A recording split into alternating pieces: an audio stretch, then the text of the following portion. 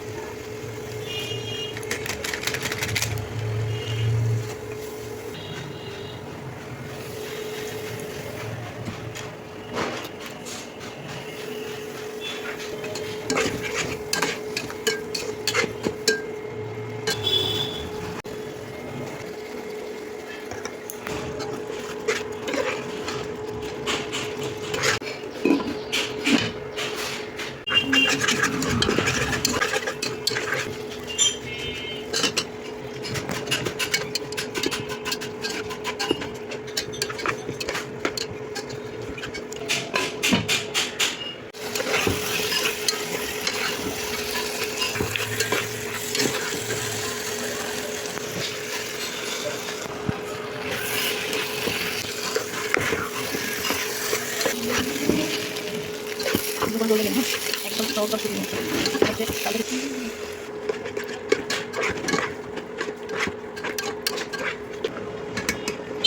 এবার ঢেকে দিয়ে একবারে রান্নাটা করে নেব।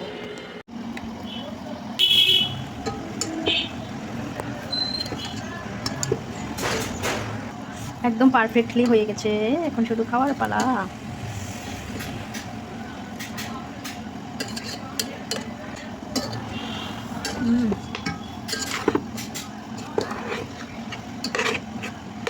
নিচে একদম কিন্তু লাগেনি, দেখতেই পাচ্ছেন এত সুন্দর কালার। ওয়াও, এক্ষুনি খেতে বসে যাবো আমি।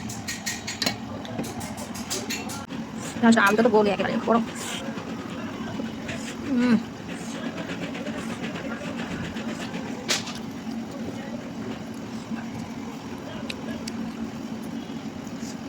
গরমের জন্য আমি দেখে পাচ্ছি না। বাড়ি আলুটা একবারে আমি তো জাস্ট গরমের জন্য মাংস খাচ্ছি না।